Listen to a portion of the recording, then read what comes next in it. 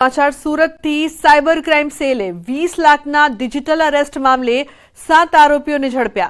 પોલીસે વધુ 7 આરોપીઓને જામનગર ખાતેથી ઝડપી પાડ્યા। આરોપીઓએ સુરતના શિક્ષકને વિડીયો કોલ કરીને ડિજિટલ અરેસ્ટનો ભોગ બનાવ્યો। આરોપીઓએ ફરિયાદીને ક્રાઇમ બ્રાન્ચના ડીસીપી તરીકે ઓળખ આપી હતી। તમારું વિદેશથી પાર્સલ આવ્યું છે, જેમાં 5 પાસપોર્ટ, 3 એટીએમ કાર્ડ તથા ડ્રગ્સ મળ્યું છે। ડિજિટલ અરેસ્ટના નામે ડરાવીને રૂપિયા 20 લાખ પડાવી લીધા હતા। આ રકમ પૈકી 10.34 લાખની રકમ આ ટોળકીના સાગરીતોના ખાતામાં આવી હતી।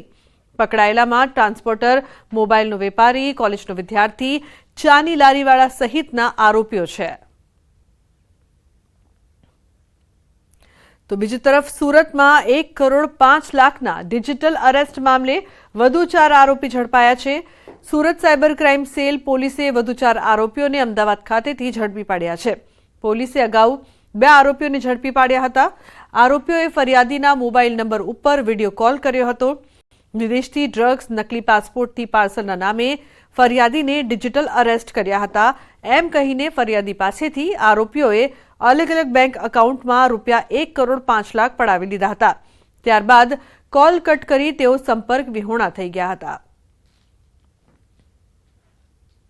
એમને પૈસા બચાવવાના બહાને કે આરબીઆઈમાંથી બોલીએ છે અને પોલીસ બનીને अलग अलग રીતે કોલ કરીને એમને વેરિફિકેશન માટે મલ્ટિપલ ટ્રાન્ઝેક્શન્સ કરાવીને 1 કરોડ 5 લાખ રૂપિયા જેટલી રકમ આરબીઆઈના સેફ એકાઉન્ટમાં સેફટી માટે રાખવામાં આવશે અને પછી પરત કરવામાં આવશે એવો ઝાંસો આપીને તેમનું સાથે સાયબર ક્રાઇમ કરવામાં આવેલું હતું। ડિજિટલ અરેસ્ટ એમનું લાંબા સમય માટે રાખવામાં આવેલા હતા।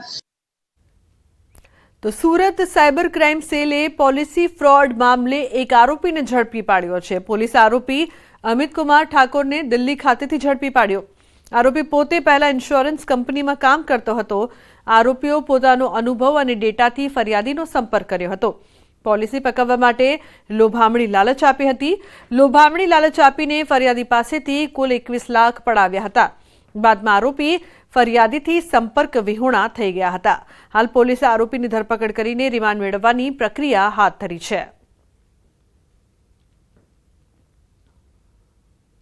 તેમણે ભૂતકાળમાં લીધેલી પોલિસીઓ જેનું પ્રીમિયમ તેમણે ભરવાનું બંધ કરી દીધું હતું એ બાબતે સાયબર ફ્રોડસ્ટર દ્વારા તેમને વારંવાર કોલ કરીને પૈસા ભરવા માટે જણાવવામાં આવતું હતું કે તમે આ પ્રકારનું આટલા પૈસા ભરી દેશો તો તમારી પોલિસી ફરી ચાલુ થઈ જશે અને તમને વધારે પૈસા મળશે એમ કરીને જે ફરિયાદી છે એમણે 5 લાખ રૂપિયાની પોલિસી જે પાસમાં લીધેલ હતી એની ઉપર આ પોલિસી પકવવા માટે अलग अलग बैंक एकाउंटों में पैसा जमा करावीने 21 लाख रूपिया जेटली मोटी रकम साइबर क्रिमिनल्स द्वारा तेमनी पासेथी पडाववामां आवेल हती।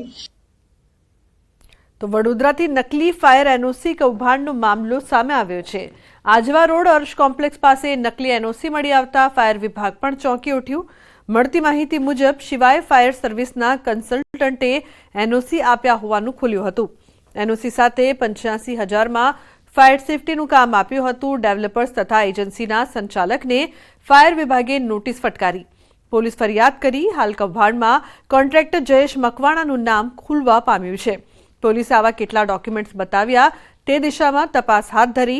तो फायर विभागे अपील करी છે કે જો કોઈ બિલ્ડિંગની એનઓસી શંકાસ્પદ લાગે તો તાત્કાલિક સંપર્ક કરો।